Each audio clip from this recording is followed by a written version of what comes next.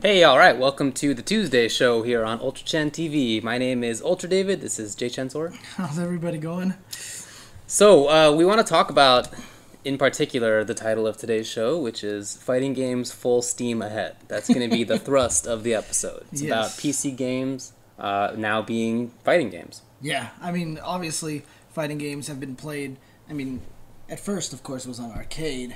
Yeah. Eventually moved to console. And now the interesting thing is all of the fighting games that we know and love and are near and dear to our hearts are all coming out on PC little by little, especially with the recent announcement that Ultra Street Fighter 4 is going to be on Steam as well. I mean, obviously, Street Fighter 4 has been on PC, but it was on for games for Windows Live, and now they're going to put Ultra on Steam. Right. So it's definitely been a big trend. We'll get to all of the games that are on Steam, I guess. Talk about Divekick, talk about Skullgirls, talk about KOF, we'll talk about Ultra Street Fighter 4. Talk about how my video card's not good enough to play Skullgirls right now. My computer is breaking on Divekick. True story. Really? It seriously is. Okay, so while we're talking about Divekick, let's start off the show by talking about that. Okay, Have you had much of a chance to play Divekick on Steam, or I guess on PS3 since it's out there too? Well, it came out on Steam this morning and on PS3 in the afternoon. I've been at work all day, so I haven't had a chance to touch it yet. So, planning to get it on the PS3 most likely. Is it cross-play between the two? I don't know. That's a great question. Maybe somebody knows the answer to that, but I do not. I've just been playing on Steam, and so I have two computers, right? I have my computer at home that is like my computer that I compute on. It's like my gaming computer. Even that's just a laptop, and it's not top of the line, but it's like a gaming laptop at least from a couple years ago. But my other one is this Lenovo X220 work machine. Just the only reason I got it was because it has long battery life, and I didn't want to spend a ton of money, and it's just a work machine. So anyway, when I'm playing on it, it just doesn't cut it. It doesn't cut it. So Divekick will give your computer a rating, It'll be like, your computer is S rated, yours is A, yours is B. And I saw Keats talking about this on IRC, and somebody was like, it says my computer is B, is that okay? And Keats was like, B means it's terrible. And mine is a D. I have a D computer. Oh, man. So when it comes to playing Divekick, the game that people rip on for having bad graphics or whatever. It's a Flash game. It's a little bit more graphically intensive than I expected. Yeah, I would love it if... I'm curious right now if there's more people on PS3 or on Steam right now. It actually would be a really good indication of how maybe the trends are shifting a little bit towards PC. I've seen people on Twitter talk about that a little bit. And they've said that people on PS3 have said that it's taken them a long time to find a match. Right. Whereas people on Steam, I've been on there. It's you find one. It's not a problem at all. Okay. Yeah, so it definitely seems more like... I just read that line in the chat. Yeah. So you can say Divekick gave Ultra David the D. Yeah, I got... Yes. That's right. I have the D. Oh, man. Anyway, so as far as the actual game goes, it's been unfortunate because I know a lot of people I've played against have had problems against me. For some reason, when I play against other people, I don't have these major lag issues. I don't know if that's just the way that GGPO works or what, but it looks fine to me. But I've played against people, and I hear them on Divekick. You have the mic of the other person, it's automatically on. So I hear constantly oh my god, I can't see what's going on, or oh my god, this lagger, or oh man, this lag switch. Dude, the funny thing is, I played against Nerd Josh under my secret account. And you have a secret account on Steam? Yeah. And he went on IRC immediately after I beat him, and he was like, oh my god, there was this lag switcher just now. And I was like, oh yeah? What character did he use? He was the Sensei player. He sucked, but he was lag switching, and he beat me. And I was like, oh, did that happen to include a time where you did a raw dive into raw kick at range against a sensei, and the sensei just did kick, like easy reactions, and he was like, how'd you know, man? It was me. It was me. How'd you know? It was me. But well, now we know how you're getting your awesome rank I and know. and you're a lag switcher. I guess that's on that lag button, I guess that's been an issue for some people. But anyway, as far as the actual gameplay goes, I really love the game. I really do, and it's awesome to see how my thoughts in having the beta, my thoughts on matchups are kind of bearing out. You know, it's cool because a lot more people are playing now than were before. Okay. And even people who did have access to the game, everybody was on today, Okay. and probably still is on. Right. Yeah, I see. That's the question now. Now I don't know whether I should get the game for Steam or if I should get it for PS3, because the problem is, like I said, my machine doesn't run very well, and it doesn't run on Mac. I'm right. It's only Windows. Right. It's only Windows. So, I mean, obviously there's Steam for Mac, but there's only certain games that work on it. So, right. Unfortunately. Yeah, I talked with Keats. He said that it's just Windows. So. Yeah, I guess it's true. I can get it for both. There's no reason why I can. You can get it for both? Yeah, I can do my supporting. I mean, I don't know what the deal is with my computer because I've talked to people who have basically potatoes that they've been computing on, and they haven't had issues like I have. And I play League of Legends and Dota and whatever. I played StarCraft 2 on this thing sometimes. Dude, I can't even play Skullgirls, dude. Really? Like I said, I started up. I can't even get to the configuration. The window pops up and it's like, your video card does not support... It goes away. And nothing shows up. Wow, like, you have okay, this is awesome. This is awesome. All right, well, hey, we both have bad PCs. Yeah, How about that? I mean, my PC is like... God, I don't know how long I've had this computer now, for maybe 10 years or something like that. So, but it's just that after I got my MacBook, I just never used my PC anymore. You know, I mean, I just never used it for anything except for stuff that I had to use it for. Right. So, I mean, there just hasn't been any reason for me to get a new one. But, you know, I've talked about it in the past. I would like to get a new PC so I can have better streams, and we can also stream PC games and stuff like that. So yeah, I guess we'll get to this later, but maybe that'll become more important as PC games include more fighting games. Yeah. So. And it's funny, too, because people are laughing about me because my PC is ass and I'm an avid gamer. But you know what? I've never played PC games. Yeah. I've never played games on PC. In fact, 2 days ago, I just created my Steam account for the first time. Actually, it was just yesterday that I did that. I just created it last night after the show. That was the first time I've ever created a Steam account because I've never played games on the PC. The only games I play on the PC were SimCity 2000 and The Sims. I think that was... Oh, actually, I played The Sims on a like Mac. Civilization? I played SimCity 2000 on a Mac. So the only game I've ever played on PC was The Sims. Not even Civ? No, you didn't play Civ? I never played Civ. Really? Yeah. Oh, man. Never played any PC games. I just never played... If it wasn't on console, I never played it. I was never a PC gamer. It's kind of weird. I have a lot more history with PC gaming. Not as much as with fighting games, but it's been a big part of my gaming career. I played the ass out of Civ 2, 3, whatever. I was really into Brood War for a while. I was really into Warcraft 3 for a while. I would help, I'd go on the forums and help people come up with new technology and before even calling it that.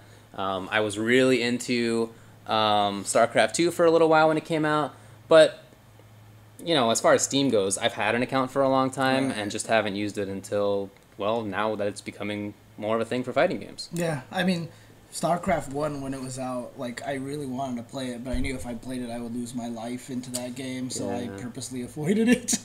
So that was the one game that I avoided. I think actually my PC gaming career started with Warcraft 2. Yeah. I think that was really the first one that brought me in there. Well, obviously, my decision to go to fighting games instead of StarCraft has been really panning out for me. I know. Oh, man. So much moolah.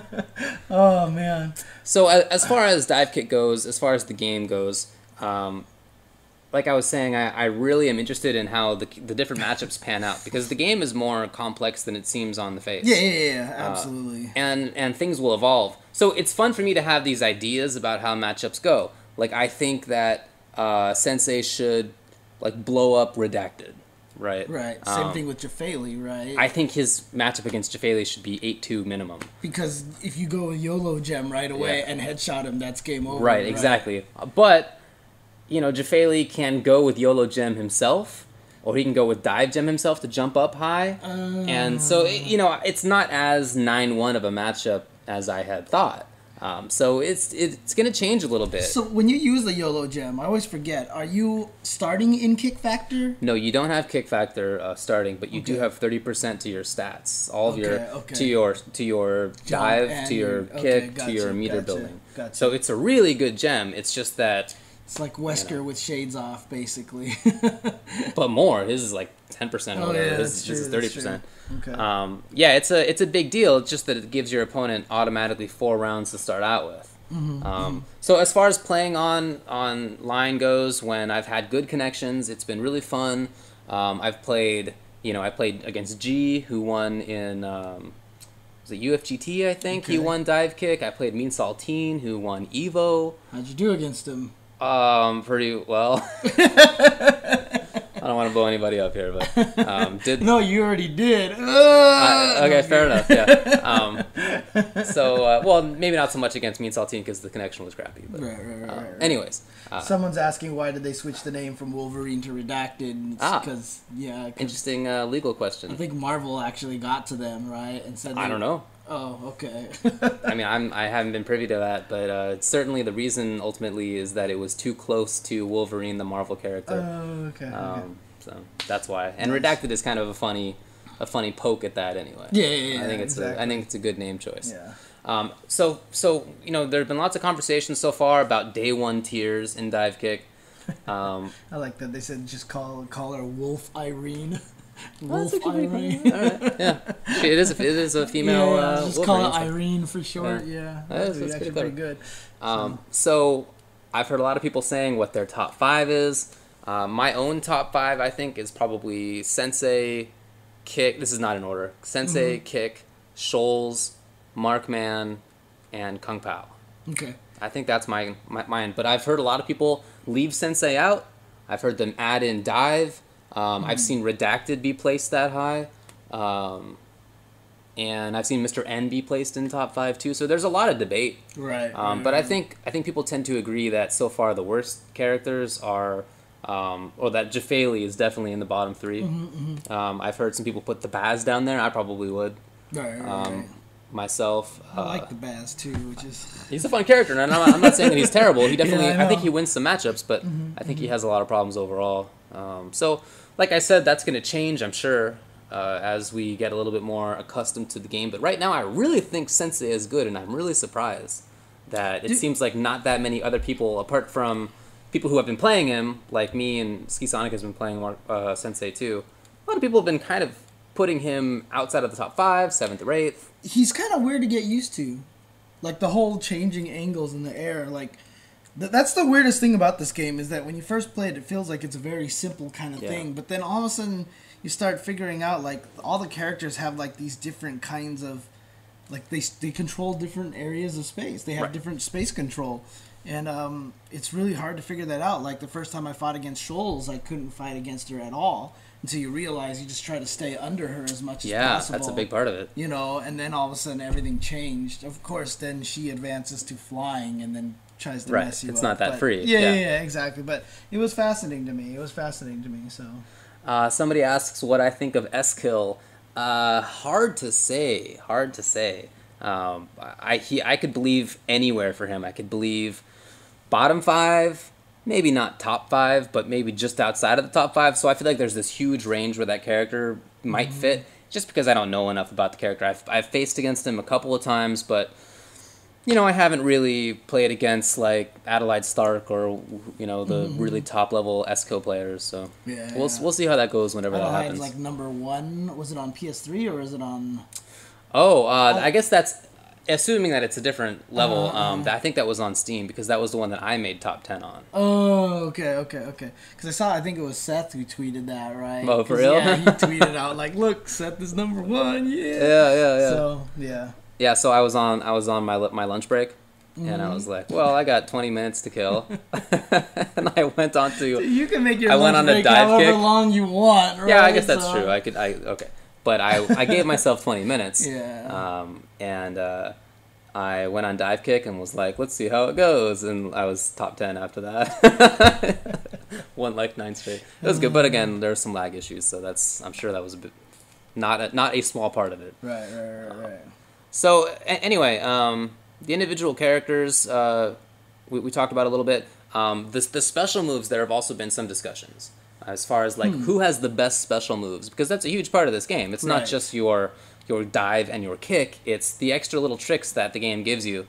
In my view, Sensei has the two best. I think that stance change and I think that super jump are like amazing. Right. I mean, because the interesting thing to me about Sensei is with the stance change, he's like a better version of Shoals, because he has everything that Shoals has, but he can switch as many times as he wants so long as he has meter.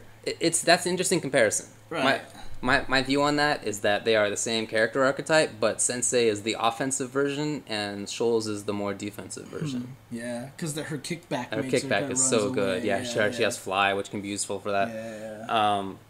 So anyway, other people would put feint, Markman's feint. You know, where he's in the air and he does this like jump back and goes. Oh yeah. That is definitely a top 5. So wait, how does that one work? He just goes back. He goes backwards and then kicks again. Yeah, and then kicks again. He automatically kicks again. Right? You know, I actually don't know that. That's a good question. Okay, I'd love to. If somebody knows in the chat, I haven't picked Markman yet, so I'm not sure what his mechanics are. That's actually a good question. Some people would have Kenny's Spirit Bullet in there. Terminal Velocity with Dive, where he falls really fast. Some people would put in there. Shoals' Fly might be up there. Yeah, I think that's... Oh, Teleport. I would have Kung Pao Teleport in top 5 too. So yeah, it's all an interesting little discussion right now because, again, the game has a lot more depth than it seems, and it's gonna come out over time. But it's fun to speculate on day one. Nintendo Dude says he likes the Baz's Shocker. That's like the reason why I play him, because I love that move. So you do love the Shocker. I can vouch for that. Yeah, but the problem I do. I don't know what you're laughing at. But the thing about it is, like, the problem with using that move though is obviously you don't get a chance to use his kick factor, which is pretty much the best one in the game. So. His kick factor is amazing. He is fully invulnerable, and any part on his body will kill the opponent. Yeah. So he has this giant like moving kill box. The only thing is that it doesn't last for very long, so you have to kill with the initial kick as soon as you get kick factor. So yeah, it's fun. Yeah. I strongly recommend for anybody to pick it up if you like fighting games, and if you have $10, then you should really pick it up.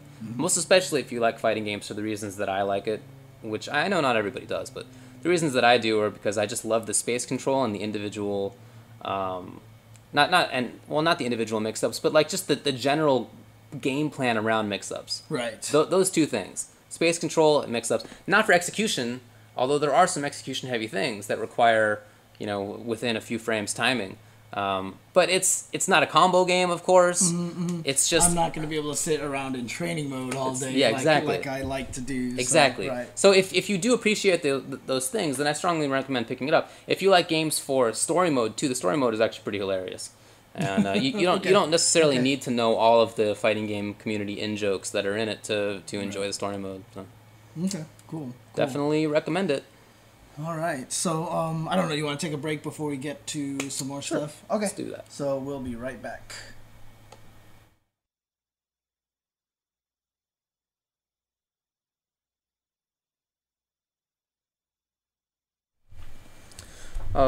Before we talk about Skullgirls and the other games, just want to address some of the things that people brought up in chat. I don't think that stream is bad at all in Divekick. Oh really? No, I've played against G's stream, and he has a good stream. So if you haven't played against a good one, I recommend seeing how that fight goes. It might not go exactly how you expect. He has better, even though his kick is slow, he has bigger unreactable range than you think he does on the ground. He's just tough for most characters to get away. There, right? Exactly right. Yeah. So unless you're Shoals or something, you can't just move backwards and get away. So that's a big part of it.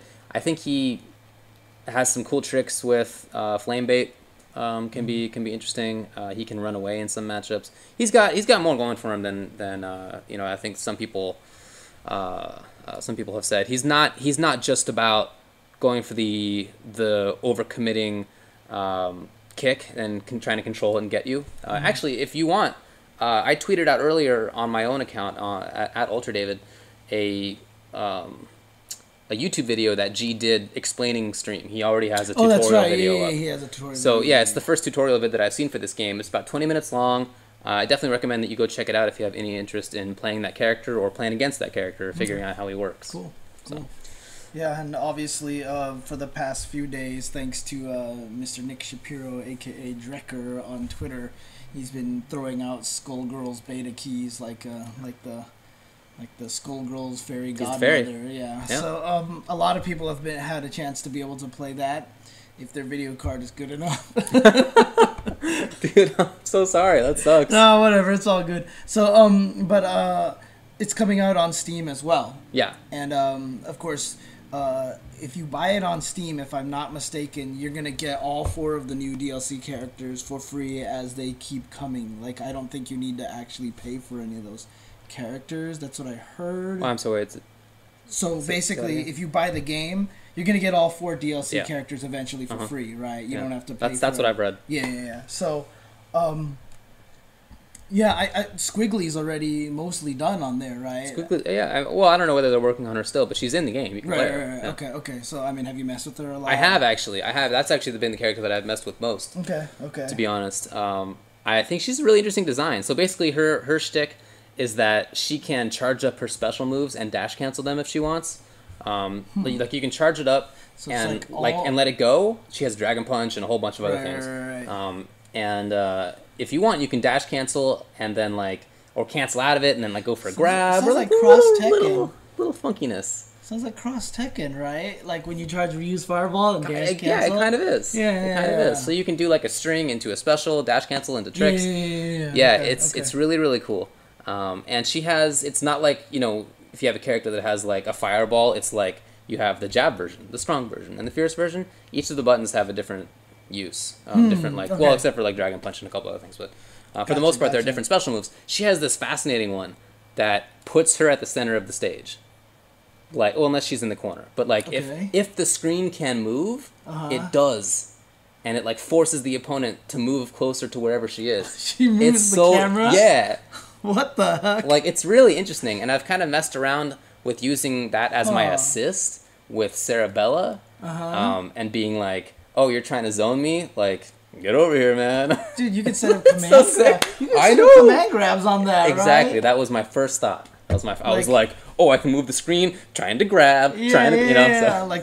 Call out Cerebella, pull him in, and then have Cerebella grab him or something like that? Yeah. Huh. So, I mean, the grab doesn't work as well as I had thought it might, but you can definitely still move the screen and get, the opponent over to you. So it's a really cool assist. She has another really useful assist that is the medium kick one, where she kind of throws I don't know, she has this little dragon. She moves it out to you, and if you're not blocking, if it's a hit, she grabs you, and she has a command grab super. For some reason, you can't combo that into command grab super. It's like get over here. Okay. And then you can hit the opponent. Right. But you can't grab them if you're squiggly. But if you have a command grab assist, then it works. Really? So I don't know what's going on there. But that was definitely one of the first things that I thought about too. You can combo out of her command grab assist. Well, it says apparently you can now. You can combo. Oh, was that? Yeah, it might have been just a bug, little or something like that. Yeah. Okay, that's good to know. Thanks for letting me know. Can her assist be the screen locking thing? Yeah, man, that's what I'm saying. That's what I was trying. Okay. I didn't process that until I was like, wait, you okay? Yeah, okay, dude, you can totally screw people. It's very interesting. That's crazy. It's very interesting. Okay. So the team that I'm kind of working on right now is Squiggly Cerebella, and I'm doing really stupid setups. As the opponent gets up, I would call Cerebella anti-air grab assist and do Squiggly's ground grab super, and then you're just, I don't know what you do. I don't know. I guess you have an invincible move. You get out of that. That's about it. You can't move out of that. So, and it recovers fast enough the grab super to combo off of Cerebella's anti-air grab. So. It's a pretty juicy little setup. That's one of the cool things about this game is that you have so much freedom in your assist choices that the potential teams are just so creative, so interesting. It was a shame, I thought, that towards the end of the previous version of Skullgirls, so many people were just going with the double butt slam, which was super good assist. But there are just so many cool choices in the game. I mean, it's kind of really interesting because everybody. I mean, it's almost like Marvel syndrome again, right?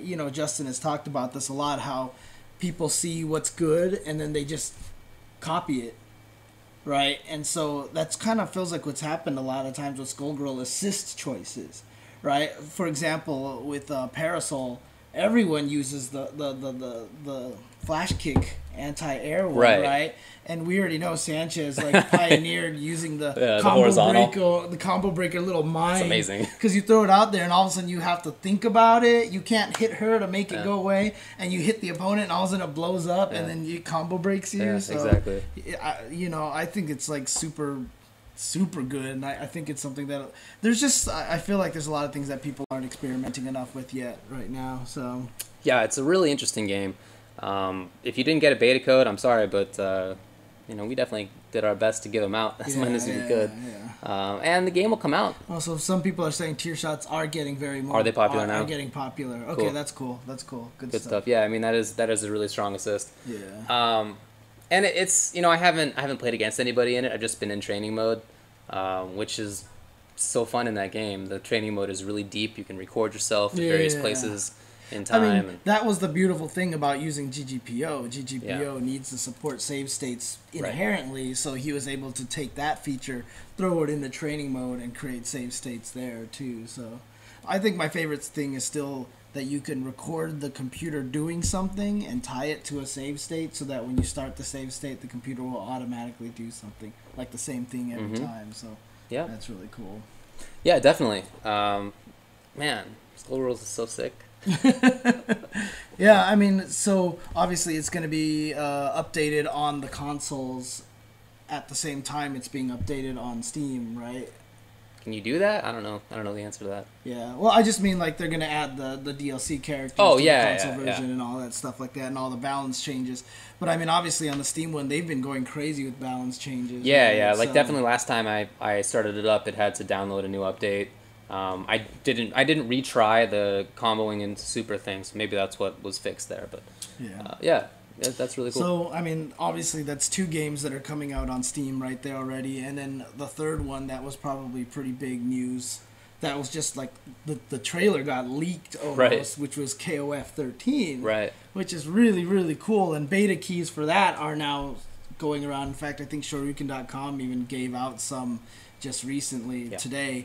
I don't know what the contest was for the beta key, but so some people have been messing with it a little bit. I mean, so far the initial reports, obviously the console version, the biggest problem was netcode, right? A lot of people said the netcode was bad on the console version. Yeah, it was terrible. The initial reports that I've heard so far say that they're slightly better, but not necessarily like playable yet. So yeah, I saw a tweet from Juicebox where he said he thought it might be better, but I also saw a tweet that he retweeted that said that a connection between Oregon and Arizona was unplayable. Right. And I've seen Andres talking about it. He said it sucked.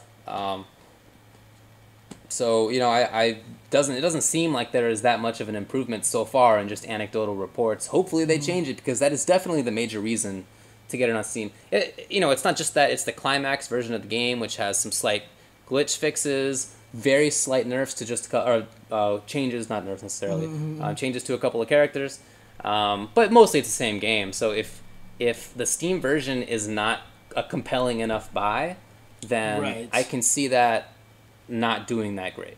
Yeah. Because, I mean, the thing about it is a lot of people have it on console already, right? Well, I mean, the advantage really is that Steam just seems to have... I mean, we'll probably talk about this a little bit later, but Steam definitely has more of an ability, it feels like, to get people just to experiment with games a little bit more. It does seem that way, yeah. Yeah, and then Steam also has, like, a lot of crazy sales from time to time. Exactly. So maybe if KOF goes on sale, a whole bunch of people pick it up, et cetera, et cetera. But like I said, we'll probably talk a lot more about that kind of stuff. We'll definitely get to that. Certainly for KOF 13, what the people who are interested in that game are looking for is the better netcode, because that was what was promised. They said that it's supposed to be a vastly better or vastly improved netcode, I think is their phrasing. Yeah, I mean, if they had better netcode, I would probably play it. I would 100% buy that then. Yeah, that was definitely my main impediment. Injustice wasn't even great netcode, and I played that a lot online. Yeah, me too. And so KOF, I mean, it's not like Marvel. I felt like Marvel was completely unplayable, but that's just me. I play it. I still play it online. I couldn't. Every time I play it, I'm just like, no, I cannot do this. I'm not claiming it's great or anything. Don't get me wrong.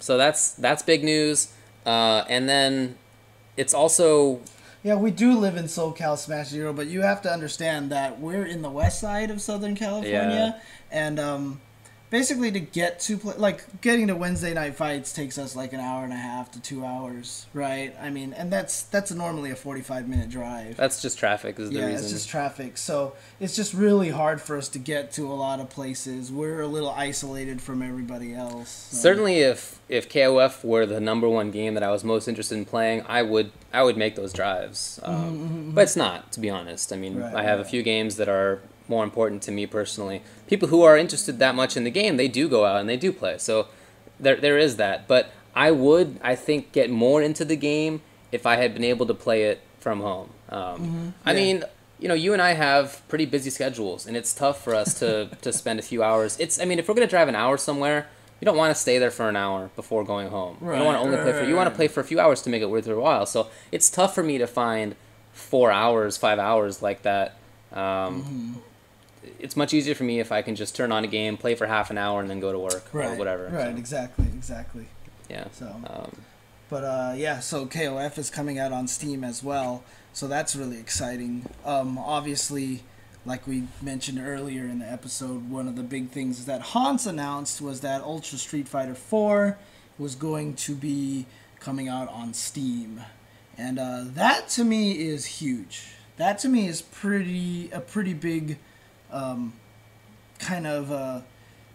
It's just going to be able to get it into more people's hands, I feel like, that way, you know, and so I'm really excited about that. I think that could potentially bring in a whole new audience. Obviously, Street Fighter 4 existed on PC before, but I don't know, like I said, Steam is kind of its own, like, almost like its own console, you know what I mean? And, you know, I just feel like it allows people better access to it, and I've heard complaints about the games for Windows Live version. I don't know, like I've never played online with it, or I've never had to deal with that interface and stuff like that. It is on Steam. I mean, they're both that. Oh, is it on Steam? That and Cross Tekken are on Steam. Okay. So I've played that. It's been fine actually. I find the connections are really solid. Yeah, I mean, I see some people saying that. Oh, okay. So it's actually ditching games for Windows Live. Is basically what it's doing. Yeah, that's exactly. Okay. So I mean, for the people who are playing it on Steam, how is the user base? Like, do you find matches a lot easier on Steam, or definitely fewer people? Really? Definitely fewer people. Yeah. Like I said, I think the connection is pretty good. It's better for me. Playing on Steam is better than playing on PlayStation, but comparable, maybe a little bit better than playing Xbox, but not a ton. Okay. But there are way fewer people, and I know that some people play on there. Some top level players do play on there, but not that many. So I mean, I think the big deal too is that they want this to come out. They want Ultra Street Fighter 4 to come out at the same time. On Steam, rather than waiting however crazy long to put it out on Steam after. That will kill the community right there, because everyone who wants to play it right away will get it on console. Everyone's used to playing it on console, so no one will pick it up on Steam once it comes out. If it comes out at the same time, then hopefully a lot of people will be able to pick it up right away on Steam. So apparently Juicebox said that he enjoyed a 1-bar connection with a man from Japan on Steam. Presumably this is in King of Fighters 13. If that's true, then that's great. I hope, like I said. 1 bar, huh? Yeah, I mean, that seems like it's completely made up to me, but if that is true, then that's awesome. Huh, interesting. Okay. Hopefully they're improving that thing. Cool, yeah. I mean, honestly, what really starts to get interesting, I mean, are there any other fighting games coming out on Steam as far as we know right now? I don't think so. Those are the main ones right now, right? Yeah. So, I mean, the interesting thing about it right now... Sorry, I'm just looking right now. Juicebox is apparently talking about some stuff. But the interesting thing really is to talk about how this is going to affect the fighting game community in general, right? Because if everything starts coming on Steam... like what that means. There's so many implications of that. Like, there's definitely a lot of good things to it. There's definitely a lot of bad things to it. So, I don't know. Do you want to take a break real quick, and when we come back, we can just kind of talk about it in general? I don't think that Yatagarasu has been announced for Steam. Not yet. They said that it's one of their goals that they're going to try to get it onto Steam. Right. So hopefully it'll be there. Yeah, right. Yeah. I don't know about Injustice either. I heard that it might go to PC. Really? There was no confirmation of that as far as I know. Mortal Kombat has gone to PC, so maybe Injustice the same way. But that's right. as far as I know, there's no announcement of that. Okay. So a couple more potentials, definitely, but I think that the ones that we mentioned are the ones that are guaranteed so far. Okay. So anyway, yeah, let's take a break. When we come back, we'll talk about fighting games on PC in general. Okay.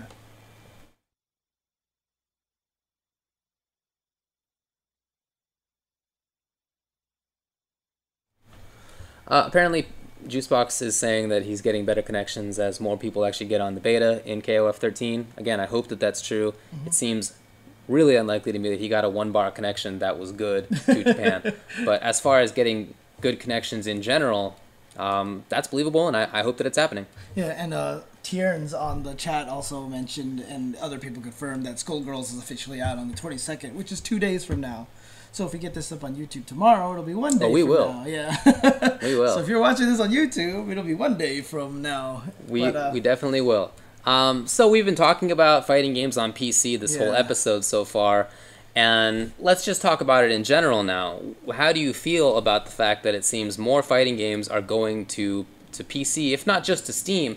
Keep in mind, Yatagarasu is coming out. Well, it is out, but will be re-released, I guess, in a new version on PC. There were talks about Injustice, maybe that happening as well. So, right. What do you think about this phenomenon in general? I mean, it's interesting. I see good sides to it, and I see that there might be some downsides to it. Obviously, one of the things that I had talked about, a lot of people after the International 3 was just played a couple of weekends ago. Yeah. Everyone who watched it got super hype over Dota 2, right? And immediately they said that weekend the user base for Dota 2 jumped from like 5 million to 6 million. Like that, right? In almost the course of a week. So I said one of the biggest problems with fighting games right now is that you watch EVO and you're like, holy crap, this is so hype. This is awesome. Marvel was so good. I want to go learn Marvel. So then you run to like GameStop, and they don't have it, or you have to order it from Amazon and wait for a couple of days for it to come out, or it might not even be on Amazon. And like even Melee, right? Like, let's just say Melee came out on Steam, right? Like 10 years ago, you'd still be able to get it on Steam now, right? I mean, they don't go away theoretically. So I mean, to me, one of the biggest benefits is really just going to be availability of the game, in that you can get access to it right there and then. So if you watch an event and you think this is really cool and you really want to get into it, it's a lot. I mean, obviously getting digital content's a lot easier than it is going out to the store and buying it and stuff like that. So you think that it'll help with impulse buys? Yeah, impulse buys and growing the community. Because the thing about it is, a lot of people, once they get hype about something like that hype lasts for a little bit. You're not going to be hype over the weekend, like sitting there checking your Amazon tracking number, like, come on, yes. 5 to 7 days later, you get your game, and by then you're like, I'm going to do something else. Yeah. So, I definitely think that part helps. Okay. I think that the user base will be a lot better, because obviously there's a lot more people, I think, on PCs than there are on consoles. I don't really know the relative numbers. Yeah, but I mean, it just feels like to me, it's just super accessible for everybody. So I just feel like a lot of people are going to play on there. I mean, right now on consoles, the worst thing about consoles is there is this divide between PlayStation and 360, right? So you have some user base on one, some user base on the other. Right. But if everyone's on the PC, they're all in the same place and they'll all Right. be playing against each other, right? So I don't know, like, what other benefits do you see from it? I see a potential big one for tournaments and for sponsorship in general. Being in the PC realm, I think opens up more opportunities for sponsorship that we've talked about in the past, as far as benefits, just inherent benefits to more esports PC-based video games that we haven't really been able to take advantage of. We have a few peripherals like joysticks and the like, but just not that many in comparison. You buy an Xbox, you buy a stick, you have a monitor. Like that's your setup. You don't need to buy a graphics card. You don't need to buy a sound card. You don't need to buy anything else. You don't need a keyboard, a mouse, whatever. It's a little bit less as far as opportunities for sponsors go. So I feel like that is a potential benefit to being on the PC. And in another one, it kind of ties into what you were talking about, but there are sales on Steam that everybody goes nuts for. Yeah. I mean, I've seen Street Fighter 4 and Cross Tekken down to something like $7.50 or $10, something like really, really low. And if you see that and you have just kind of a passing interest in fighting games, you might check it out. You're much more likely to do that than if you see that a game is always just $60, or if you waited a while and it's $30 now. You have to wait a long, long time for a physical disc to go down to that same price. And so I think that, on the one hand, we can get a little bit more money in the scene, and on the other hand, in addition to what you're saying, we can get more players too. Yeah, another thing too, honestly, is that I don't know if they're going to have the same kind of patch restrictions that 360 and PS3 have, right? Well, I know 360 for sure. Like the first patch is free, but then the rest of them you have to pay money to get it authorized, and that's why a lot of people. So on the Steam version, I mean, apparently you can just update it, whenever you need to update it. So that might even be an advantage. That's true. Yeah, I guess we can get more fixes. I don't know if that's necessarily a good thing. It might lead to, NRS syndrome of listening a little bit too closely to what players say. Nerfing things a little bit too much sometimes, but maybe on balance it's a good thing. Like, imagine if Marvel 3 had come out on Steam rather than on Xbox and PlayStation.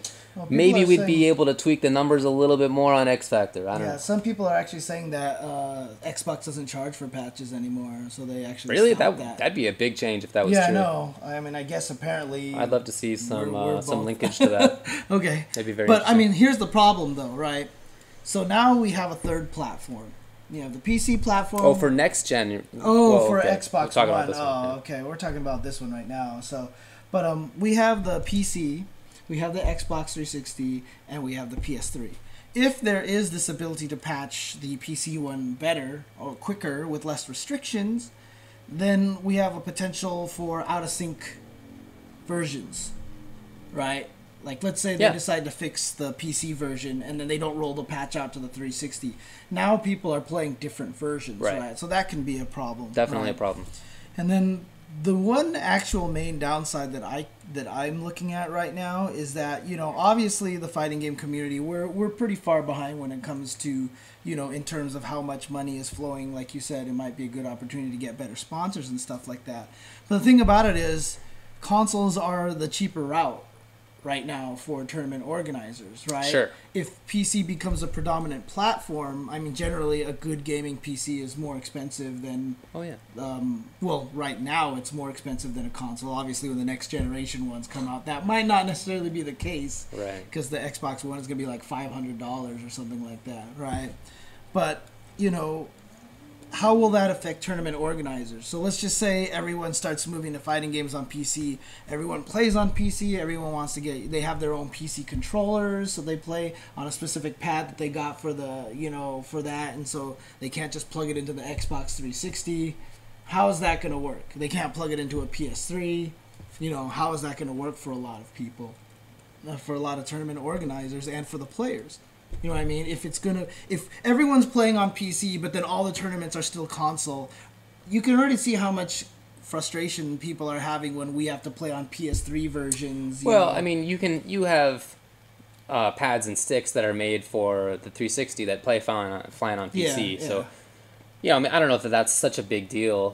Because if you get used to a specific pad that only works on PC, I don't know that there's so many of those though that only work on PCs. Okay, yeah. Okay. Maybe. Okay.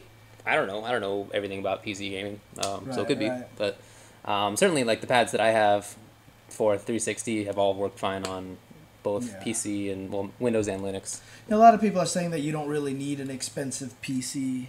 So yeah, you don't. I mean, that's true. You can play Divekick for a few $100 as far as a PC goes, but it's an extra expense that most. I don't know. Well, I don't want to paint too broad of a brush, but there are probably some fighting gamers who don't have a gaming quality PC but already do have the 360 or the PS3. Right, so you right, might, right. if this becomes the bigger thing, you might kind of cut them out, which could be an issue. I don't know how big an issue that is. I feel like maybe the bigger issue when it comes to tournaments, as you were talking about, is the setup. Because it's just a little bit tougher to lug around PCs. I mean, you see it with PC gaming with LANs and stuff. Things that I've been to in the past many times. It's always more annoying to, in my opinion, to set up a PC than to just like plug in an Xbox or a PlayStation. I mean, maybe that factors in. But I do think that overall that it's a benefit to have, games on PC. I feel like that's I think balance good. The benefits outweigh the negatives for sure, but it'll just be really interesting to see if that's where the transition comes from, because this is the key moment right here, because we're entering a new console generation. We're gonna have to buy a crap ton of new consoles right now, no matter what. And if it turns out that the PC's better, then maybe everyone starts buying PCs instead. Could be. Right? So that actually sounds great to me. Yeah, the only concern, of course, comes down to now, like Killer Instinct, which is only on Xbox One right now, which is probably good luck to the them. biggest negative strike to the game right now, is that, I mean, if, for example, if they said Killer Instinct was coming out on Steam, that would probably help that game's future a lot better. But, of course, they can't do that. They can't do it. Too closely tied with Microsoft. Tied with Microsoft. Although, I can almost guarantee you that if it came out on Steam, my video card would not be able to work for that. Dude, yeah. No. With the amount of particles that come out of that game. Every time basic fireball ruins my computer, dude. Glacius does a little thing and it's like fragments and like 7,000, So, Definitely. I would probably need to upgrade my PC for that game if it came out that way. That is definitely an issue for that game, is the exclusivity thing. I feel bad for those guys. Yeah. But yeah, I'm excited for more games on PC. Like I said, for a long time, I had a PC and didn't have a console. I mean, this sounds crazy maybe to people now, but I didn't have a stick for the first half of my fighting game career. It wasn't until I started in 2002, and I guess in 2005 I got one, but I didn't really use it. I had it, but it was whatever. It wasn't until I guess 2006 that I really picked one up. So okay, I guess that was a little while ago now. But for the first few years, I had a PC and I was playing Brood War and I was playing Warcraft 3 and whatever. But I wasn't playing on console for the other ones. It was just in an arcade. Right. So it'd be cool for me if that were to come back, more PC stuff, because I'm used to that. There were no joysticks on the home consoles before. No, dude, you had to pay some dude in his garage, his mom's garage. Yeah, to build one. For you. Literally, that was the mass stick. Yeah, and I bought like this Saturn joystick, right? I get angry when I play games, right? Yeah. I get angry. I was playing on the Saturn joystick, this plastic joystick. I didn't even get that mad. I was like, dang it, bap, done. Really? That joystick was done. Did you ever open up a mass stick and look inside of it? No. It looked like somebody sneezed everywhere. With the glue job that those people did was terrible. The NES Advantage was a beast. I had that. You could not break that thing if you that saved it. I think that's why, because I used to play with the NES Advantage on the NES, and I would hit that thing all the time. Yeah. And that thing survived through wars, you know what I mean? And so when I got the Saturn stick, I hit it and it died. And I was like, we even like went to KB Toys. Does anyone even know what that is? Wow. They had like these horrible joysticks. We bought them. They barely worked, but they were the only joysticks we had. And, That's a good question, man. I bet people don't know what KB Toys is. Yeah, I know, right? It's completely gone. So, but that's the worst part about it back then. It was God, I mean, not to derail the conversation completely, but there were no joysticks back then. No, there weren't. The guy who worked at Very the UCLA arcade, who was the guy who fixed it, the mechanic there, built me a joystick. That's how I got a joystick. Yeah, that's how I got one. So. And I for many years built my own joysticks because I couldn't get a mass-produced one. And all the mass-produced ones were crappy. Right. I mean, the nice thing is, obviously, all the joysticks that work on 360 automatically work on the PC. Yeah. Is that the case with PS3 sticks I believe so. Although I haven't tried it myself, but that's what I've heard. Okay. Sure, and that would also be pretty cool, too. Like I said, if everyone plays on PC, we've unified the platform. We don't have this platform divide kind of thing, right? But then the other question really comes down to is that when you run a tournament, what if one tournament organizer has a better quality set of PCs than Okay. another tournament organizer, that could be an issue. right? So all of a sudden, like, they have to lower some of the graphical stuff like Right. that, but then maybe you use like some stupid spark as as a visual cue or something like that. The one thing about consoles, obviously, is that they conform it so that everyone's playing on the exact same. So if you play on, and that's not even true, because I know on the PS3, older PS3s have different performance than newer PS3s, but the difference is very, much less. very, yeah, there's like 3 versions. But on PCs, it's just going to be vastly different from tournament to tournament. But obviously, this is not a problem for StarCraft players, for League of Legends players, for Dota players, right? So, I mean, I've never heard them talk about this as a concern. So, hopefully, this concern should just basically not exist. So, I don't know. I hope it happens more. I hope that we get more PC games. I was thinking about this the other day, and all of the games that I'm currently interested in playing, except for Injustice and Marvel, are on there, or are going to be on there. Yeah, so some people are saying it is a concern, and that one of the problems is that, you know, obviously in fighting games, we have one-frame links. Yeah. And so on different PC strengths could cause different fluctuations in that. Obviously, with a lot of games like Dota and stuff, you don't need perfect frame timing, so it's a little bit more lenient. So, I don't know. It'll be really interesting. It'll be really interesting to see how that goes. Because, yeah, I mean, there's so many different... Is there a Steam box? Is there actually a hardware? Yeah, aren't they going to do that? Right? I remember hearing about that and then like not hearing about it for a long time. So because if they come out with a Steam box, that's perfect right there. If everybody uses the same still a rumor. machine, Okay, that's what I thought, okay. Yeah. So, but if it does come out, that's perfect. That would be the ultimate answer to all the fighting game issues, because then everyone would use the same machine, and then everybody, and then it would all be one platform. And then, you know what the other cool thing about it is? Like, all the games would already be on the hard drive. There's no disc swapping, all this other stuff for tournament organizers as well. And, dude, I'm starting to get excited about this. I can all tell. Of a sudden. Like, can you imagine, like, if the tournament organizer's like, we're behind in Marvel and blah, blah, blah. So now, like, all of a sudden, just like, okay, just play the other ones on here. You don't have to, like, run out and, like, swap discs or anything like easier. that. I don't know. Maybe it would be really good. Maybe really good, actually. So. All right. And, hey, the longer that I can forestall paying for an Xbox One or a PS... Well, actually, I've already pre-ordered PS4. Did you really? Yeah, it happened. Wow. Okay. But for most people, you can put off... I don't know why I did that now I think about it. For most people, you can put that off. Potentially. And I don't know that it's a major deal unless you want to play Killer Instinct immediately anyway. Right.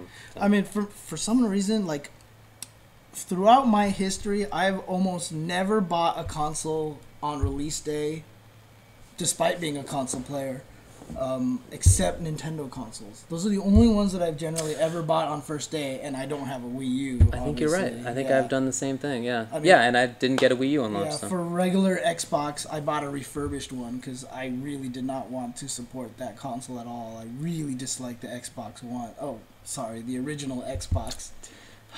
What a terrible name. Stupid name. The original Xbox. Yeah. PS3, I mean, you see, I have a PS3 Slim. I've never gotten a PS3 before the PS3 Slim. You know, I bought a PS3 after the Slim was out, but it was more expensive than the regular one, so I just got the regular one. Who cares? Yeah. Obviously, my Xbox 360, I'm on like the 4th one because I've had to send in 3 of them. I'm on number 1. And Really? I might have just jinxed myself, but Yeah, I'm I know. still on my first Xbox 360. Yeah. But I mean, Old trusty. generally, I've never bought any console on launch day, so I haven't pre-ordered anything. I'm just gonna let it go, you know. In fact, the funniest thing is, I still remember the PS3 launch. Obviously, I can remember this very vividly because it was the only day that I've ever at my job that I worked over 24 hours. Like, Oy. I worked all the way through the night. Oh, wow. Because I just had to get something done. And I was just like, I'm going to get this done. And that was the day that PS3 launched. So the whole night, like in the middle of the night, I'm just tracking how well the sales are going and stuff like that, dude. It was kind of interesting. So, but yeah. But, so I'll see what happens when the launch comes out. But, I mean... Actually, you know, we can talk a little bit more about the next generation after the break, because we'd like to talk about news from Twitch today. Oh, yeah, that's true. That it's going to be on PS4. That's true. Okay, let's take a break and we can talk about that then. Cool. So, okay. All right. Be back in a bit.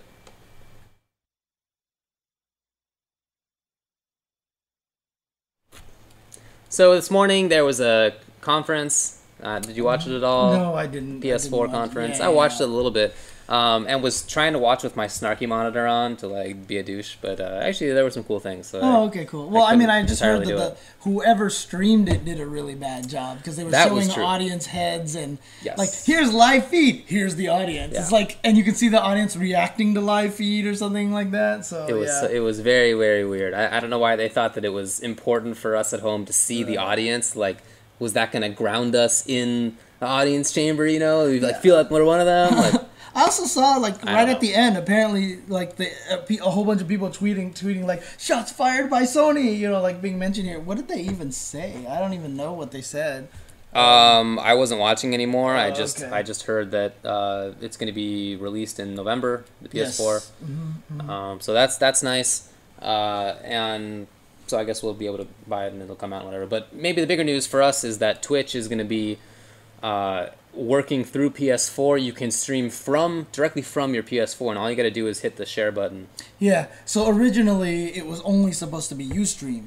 That was announced at E3, if I'm not mistaken, that you could stream to Ustream. Yes, right? I think so. But today they announced that they're adding Twitch. Right, and I had assumed that it was just Twitch on Xbox One because it was announced that Ustream would be on PS4 and Twitch was going to be on Xbox One, and I just assumed that there were these mutual exclusivity and stuff. Right.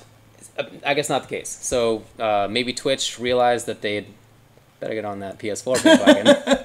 They maybe tried to find the biggest loophole possible. Maybe they like, you have this exclusive contract with Ustream. No. See, look. If we do this, kind of thing. So I mean, I don't know what happened. Maybe it was in the works the whole time. But in any case, that's going to happen now. So you can choose, I guess, whether to stream from your PS4 with Ustream or with Twitch. Mm-hmm. It was already announced, like we said, that you can do it with Ustream. So this now means that both consoles will be streamable with Twitch. Right.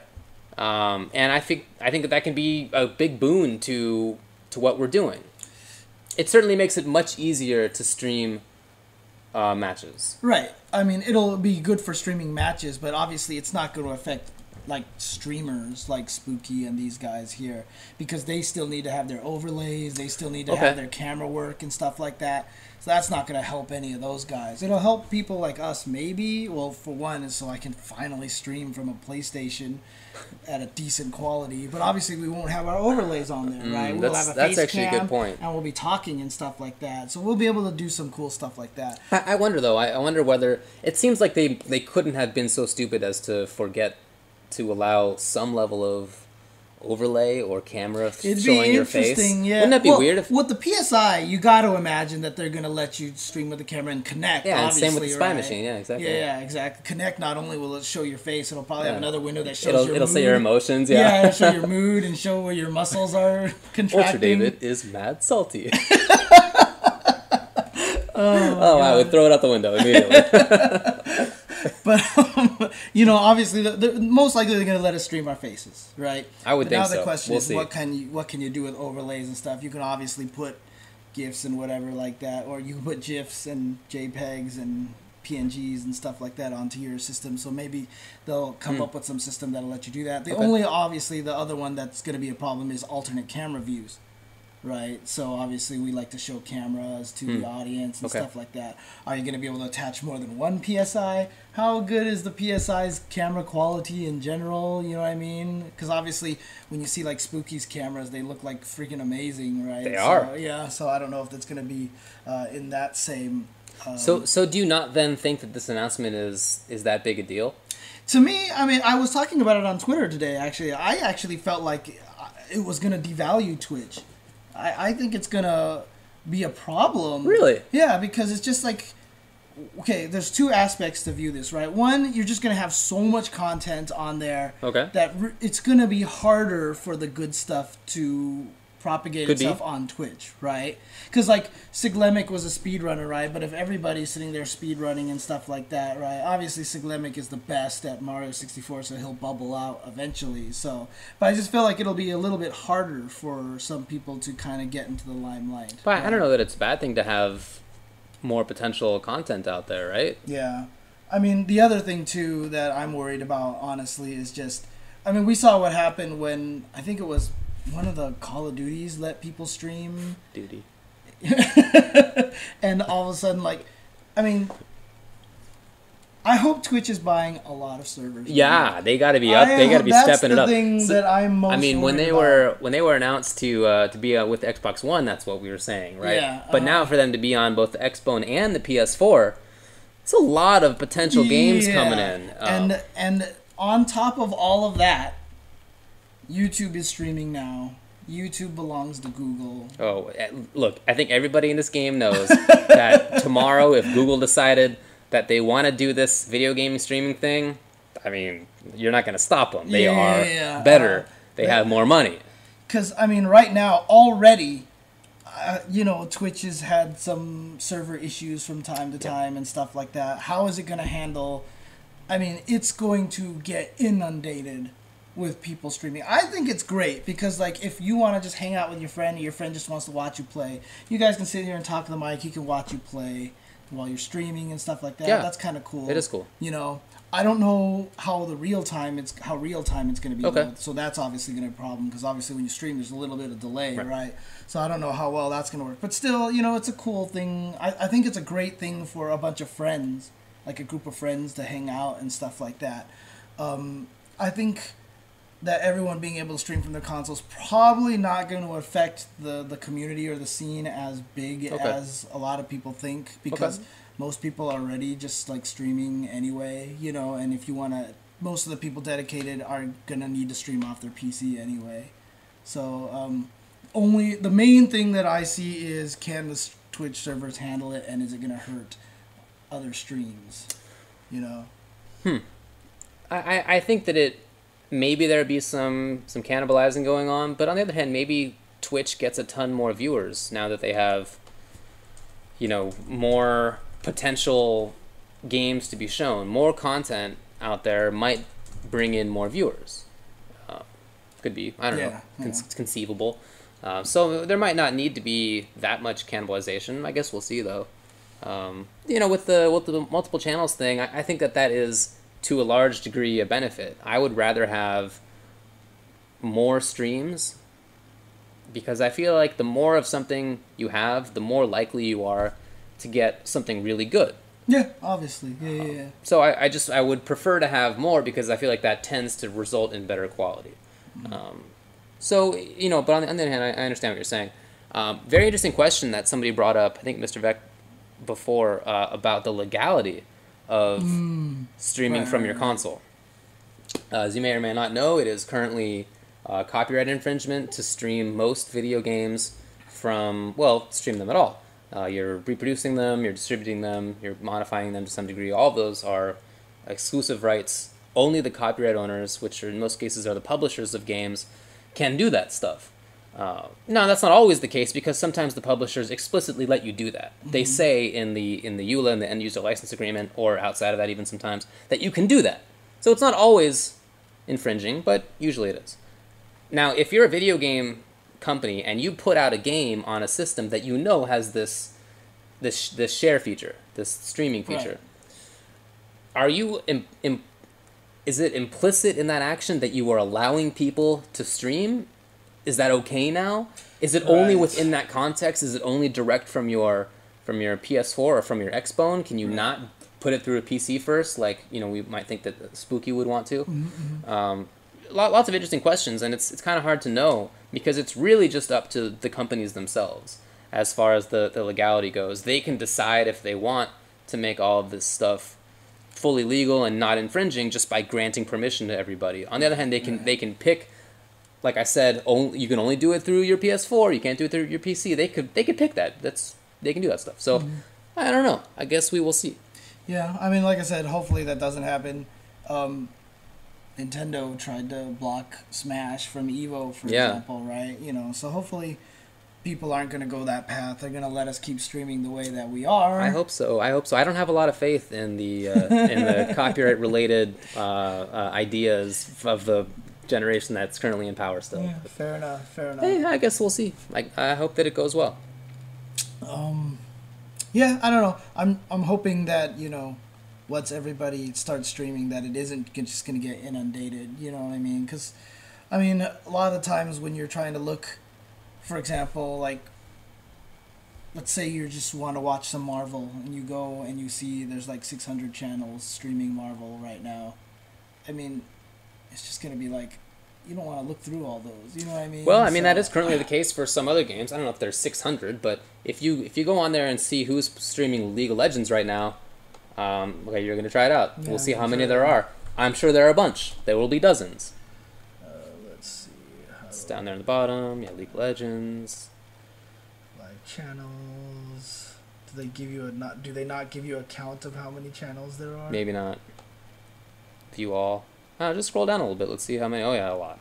And then load more even. So some dozens. And that doesn't seem to have a negative impact on the League of Legends community. In fact, if you go to those higher subscribed Right, chats, just find the ones streams. with the, You know, you'll probably get the better content, and not always. Maybe there'll be some stupid boob CPM or whatever. Maybe that'll happen at times, but I feel like in general that's probably going to be the case, and that's great because if we had 4 people streaming League of Legends, maybe they all suck. Maybe they're all bad at the game or they're boring. But if you have 800, one of those people is going to be interesting and good. Okay, so what? Oh my god. What, boob CPM? What are you laughing at? Yeah, see, it's just like... Oh, you found one? This dude, oh my god, dude. That is hilarious. We're on this League of Legends page on twitch.tv, and we found a couple boob CPMs. Yeah, it's actually really funny. Only 210 viewers. Only 210. And the number one has what, like 14,000? 18,000. 18,000, yeah. So I mean, anyway. That is a good question, though. I mean, like, you know, you go and let's say you just start going through all these streams, and it's just, you know, Scrub A playing fighting game, Scrub B playing fighting game, and then you just sit there and watch them. The games don't look good. You know, is that also bad? Does that damage the quality of the game? You know what I mean? So it's just like the whole weird thing about it. It's like you're gonna watch the ones that have the most viewers because obviously they're gonna get popular because they're the best ones, right? So yeah, that's why I see all the other ones are more benefit just for a more casual, social with your friends kind of thing than it is gonna be. And you know, obviously, one other thing they probably want to do is just get a lot of people to stream stuff like, oh, I found this cool glitch, I found this cool thing. Here, I'm gonna record this. You can create an archive about that, upload it to YouTube a little bit easier. In fact, I saw someone tweeted me saying that like some devs are actually really looking forward to this because if anyone runs into bugs, they can actually ask them to stream the bug, which would be really interesting as well. Right, or maybe the bug happened when it was being streamed and they can just forward the VOD. Exactly. Yeah, that's true. So, you know, I got to think that the major reason why there are so many League of Legends streamers there is not just because it's a super popular game, but because it's on PC already. So if you want to stream, it's pretty simple to just stream your League of Legends game. And I feel like that'll be the same with fighting games, even to the extent that they're not on PC, as we were talking about before. If they're just on PS4 or Xbox One, you can stream a little bit better. What? There are a couple, huh? No, it's just one of the same ones, but look at the title on that, dude. That doesn't make any sense. People are crazy. Oh, there's another one. Oh, yeah. There you go. I just don't understand why that works. I really don't. You don't understand why it works? No, I don't. Look, you don't understand why it works? I think it's Dude, weird. That's the craziest thing is like almost all of the top ones, like if there is a face cam, it's like it's almost always. It depends on the size of the face cam, to be fair. Yeah, I guess that's true, huh? Oh well, whatever. Anyway. Ugh, distracted. Okay. I don't know, man. Like I'm interested in. Dude, internet is thirsty. It's the best way. I guess it's just the best way to get over yourself. God. Oh man. Please don't tell our girlfriends on us. Dude, we're not. We're like making fun of this, dude. I know, like, yeah. They'd probably be happy. Yeah, I know. You can tell them all you want. Jeez. Yes. Anyway. Okay. So yeah. Anything else that you wanted to add to this? Obviously, Persona 4 Climax or Persona 4. Is it Climax again, or is it Persona 4 something else? Because I know that the KOF is Climax. I know it's P4C. I don't know what the C stands for. It's Climax. Yeah. So So basically, that's coming out. That was a surprise announcement. Just came Yeah, out. it All of a was sudden, it was super location random. testing. I didn't know. Unfortunately, I don't know enough about it. I don't know anything about it. I just know that there's all shadow. I don't know if there's the shadow characters, if there's an alternate character, or if it's a mode. All I know is that there's Labris and a Shadow Labris, which is different than Shadow Labris and Shadow Labris, or something like that. So They really thought that one through. yeah, I know, right? So I don't know. Like all the news that I've gotten about that game is from Dacid Bros Twitter. I'm not even gonna lie. That's who I've been following most of the time. So, and 2 new characters. Yeah.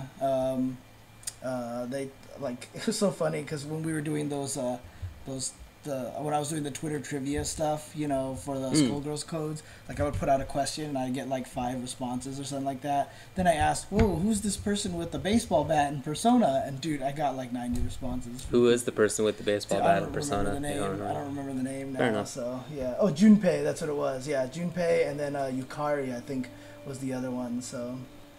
Yeah, I haven't really looked at it much, so I'm sorry, but I can't be too informative about it. Okay, it's also really interesting. It looks like they all have different amounts of Persona cards now.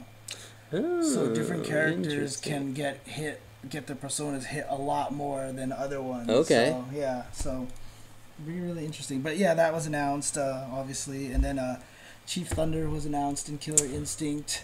He's a grappler. He's a grappler. I don't know how that works that well, though. Is his grab just a grab, or does it go into a combo? I mean, he grabbed him and he would stomp on him, and then they would always cut away. That's why I was so mad about that. Why did they cut away? I just wanted to know what happened after. Because if it's just a grab, then that is like, why? Yeah, you'd be like the weakest character out of everyone, right? So unless his grab does like a lot of damage, but still. Yeah. I'm still concerned.